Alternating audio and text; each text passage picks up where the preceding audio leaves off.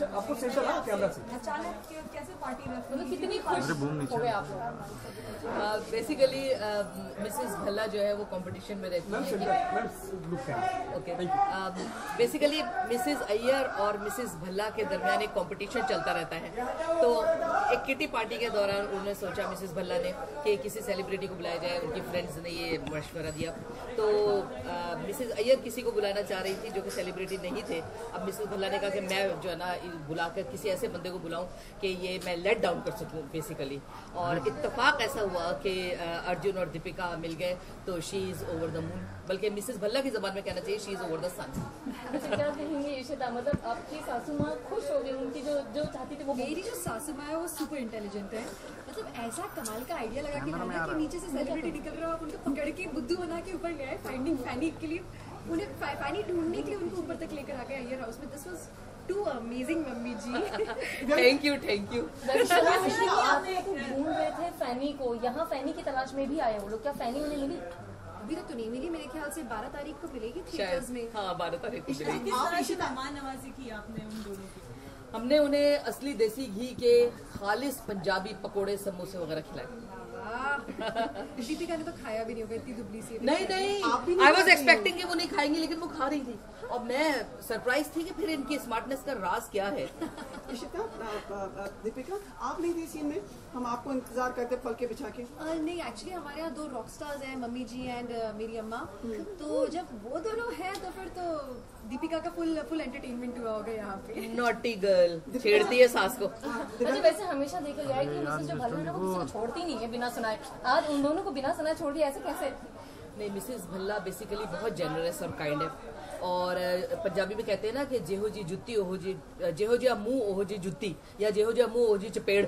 तो जो जैसा होता है मिसेस भल्ला उसके साथ वैसे पेश आती है। अब ये लोग बड़े काइंड है और गेस्ट आए तो जाहिर इनके साथ प्यार से पेश आई। इशिता का भी शुरू में मैं पीछे पड़ी, लेकिन जब पता चला कि नहीं she is a genuine person, तो जब से वो उसके साथ भी काइंड है। दीपिका तो है, मम्मी जी का कैरेक्टर ऐसा ही है जो कि काफी जेन्युइन सा कैरेक्टर है। वो बस प्रैक्टिकलिटी को देखती है, अपनी बहू को सपोर्ट करती है, जो कि कहीं किसी डेली सोप में नहीं होता। मेरी सासू लाइक वेरी सपोर्टिव। दिव्यांका चाहेंगी कि कभी दीपिका आपके घर में कोई कैरेक्टर बन के आए? मेरे घर में कोई कैरेक्टर बन के? आपकी नहीं, हम चाहेंगे कि ये मोहब्बतें वाले उनकी फिल्म में जाए कैरेक्टर बन के। आज कैरेक्टर की बात ही हुई है तो क्यों ना आपसे अंदाज, आप मिली है दीपिका से, तो क्यों ना चलने का अंदाज, बोलने का अंदाज, वो आपने तो सीखा होगा उनसे, कैसे चलती है दीपिका? नहीं, वैसे मैं आपको एक बात बताऊं कि मैं कभी भी अपनी लाइफ में कोशिश नहीं करती कि मैं किसी कैरेक्टर को भी कॉपी करूं। मेरा अपना एक स्टाइल है और कंसिस्टेंसी मैं वही रख सकती हूँ जब मैं अपने स्टाइल में रहूं, और फिर I want to stay in my character. तो जो दीपिका का स्टाइल है या कैरेक्टर है दैट इज टोटली डिफरेंट। और अगर मैं करने की कोशिश करूंगी तो वो ये होगा कि कब्बा चला हंस की चाल, अपनी भी चाल भूल गया। दीपिका, दिव्यांका कभी आप फिल्मों में जाने की सोचिए, और दीपिका की कोई फेवरेट फिल्म आपकी? I believe in being a big fish in a small pond.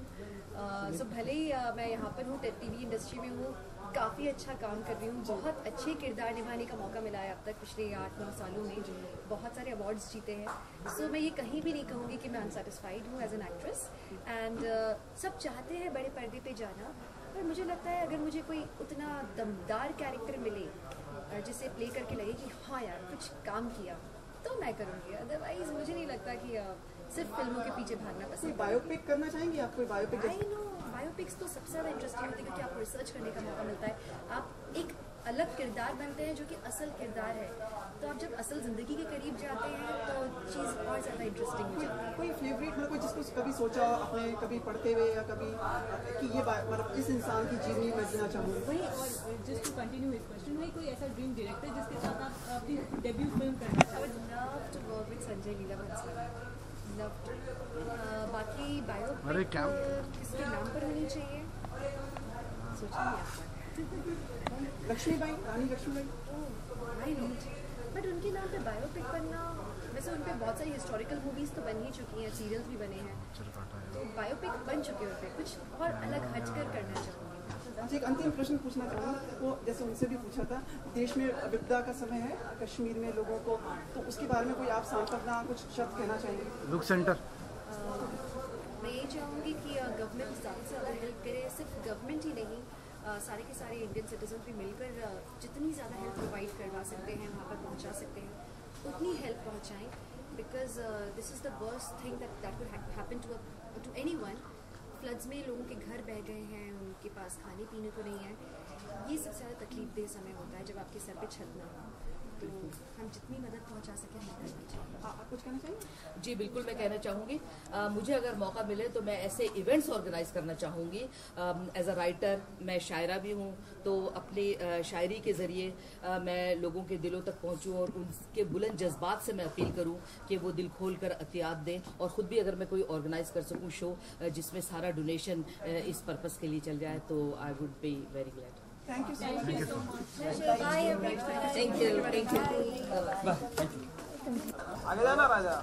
लोग क्या पूछे हाँ सर ये